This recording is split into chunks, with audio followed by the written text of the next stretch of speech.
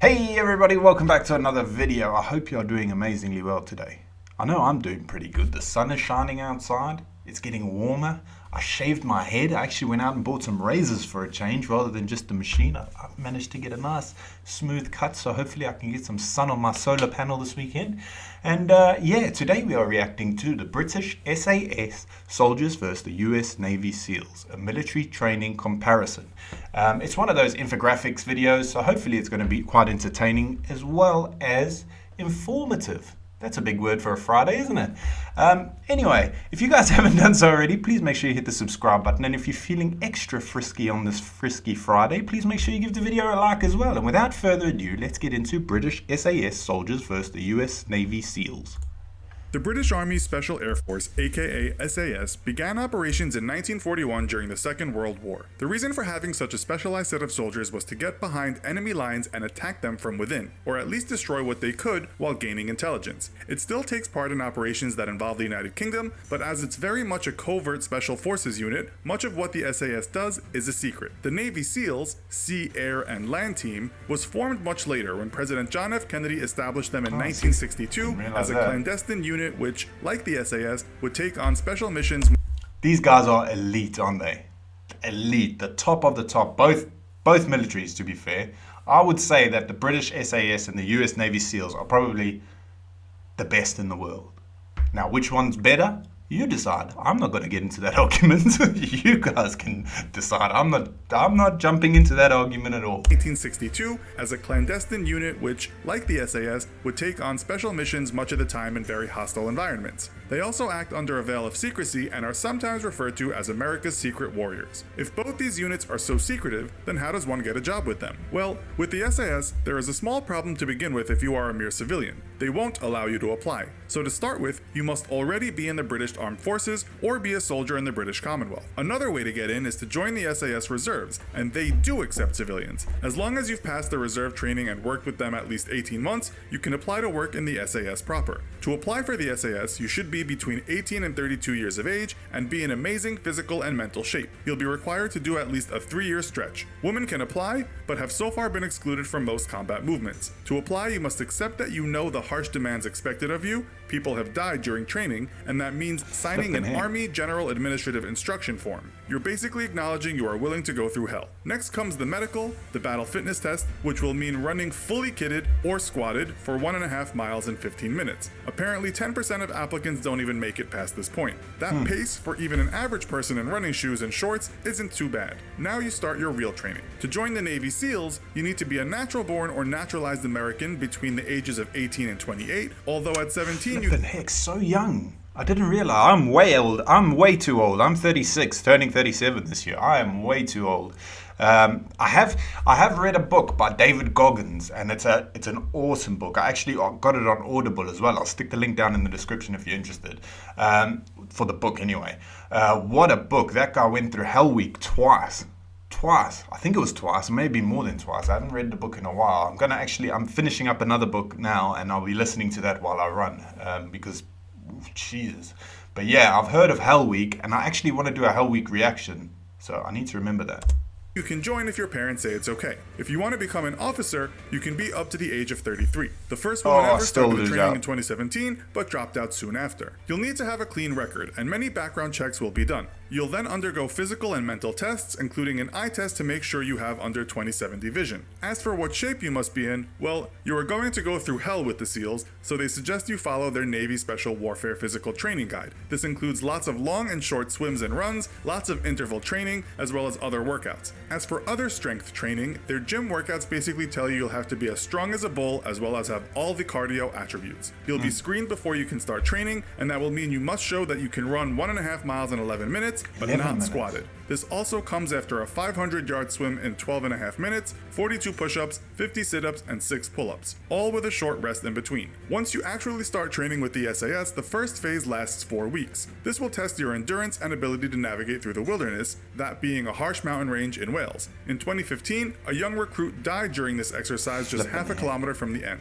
He died at the part nicknamed VW Valley, standing for Voluntary Withdrawal Valley. 2 other soldiers died that day too, leading to an inquest into the treatment of soldiers. Some of the activities in the mountains included a 15-mile hike to start with. Those that can get through that then have to do a 40-mile hike carrying a 55-pound backpack, a rifle, plus their food and water. They are not allowed to use any established trails, but they do have a map and a compass. After that, they can rest a bit and start the weapons training phase, as well as do parachute training. After that, there is 6 weeks of jungle training, usually in the rainforest.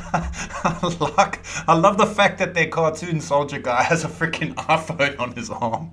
Of Belize, Borneo, or Brunei. The last phase is called escape and evasion, which will mean being forced into some horrible survival scenarios, as well as learning how to handle being interrogated. This will include humiliations and other psychological harassment, as well as... I think the mental toughness may come into play more than the actual physical toughness. Now, I'm not saying you don't have to be physically strong, of course you do, but the mental thing, that mental game they play with you. I've seen some videos on the SAS that there was a TV program, and even on a TV program where they're screaming in your face and treating you like crap, I don't know if my temper would hold out. I have got a terrible temper.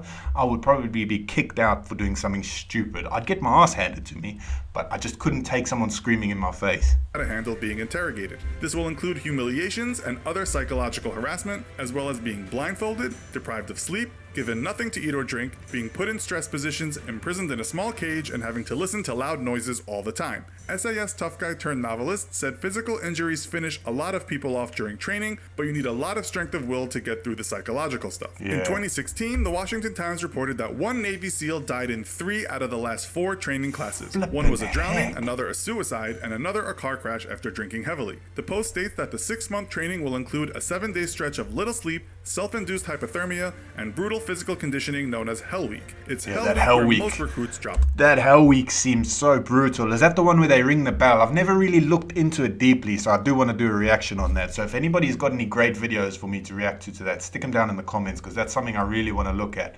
Because David Goggins in that book makes it sound, well, like hell, really. It doesn't sound fun at all. The training in Colorado starts with 5 weeks of pre-training in class. Get through that and you enter the realm of pain and indignity. The Navy SEALs website doesn't go into specifics, but states that you'll be tested to your limits of fatigue. This will include running through sand, swimming in oceans, sometimes in the middle of the night with your clothes on, rappelling down cliffs or buildings at speed, enduring cold and heat, getting lost and finding ways out, combat training, long-distance underwater dives, weapons and explosives training, mission planning, tactics training, and more. Hell Week seems to be the worst part. One soldier described it as being designed to put you through 24/7 days of no rest and continual harassment. From his class of 300, only 19 completed the training. That's in all, insane. it will last 5.5 days, and you'll almost continuously be pushed to your limits. You are allowed no more than about 4 hours sleep during the entire training. You'll also have to deal with integration in what's called the survival, evasion, resistance, and escape phase. Former SEAL Brandon Webb said it will involve sacks over your head,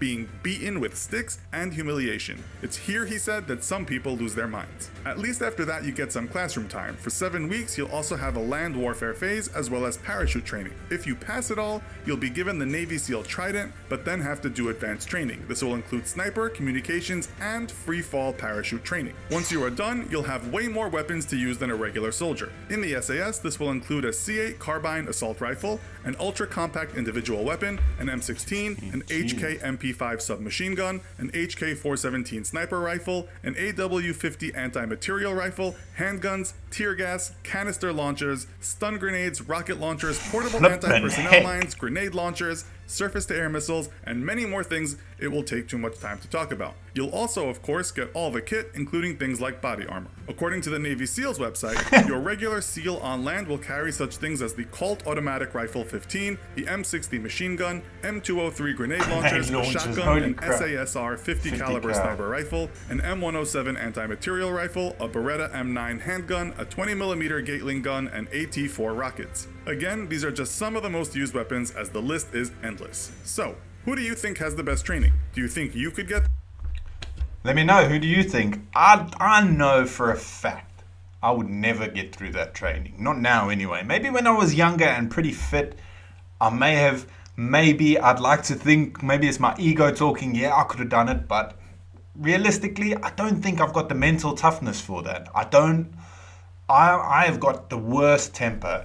My temper's let me down so many times in my life. I'm lucky, now that I'm older, I've worked on it a lot more, and I'm okay. Like now, it takes a lot for me to lose my temper now, but when I was younger, my temper was terrible. I would swing and I would lose my rag at anything. So I'm pretty I don't think I would have done it. I'm not strong enough up here. I mean, you'd think, oh, in the army or in the SAS or the SEALs, they want some nutter. No, you got to keep that about you, I reckon. But yeah, what a great video. I'm going to do some more digging into those because I do enjoy the... I love the thought of the training in that.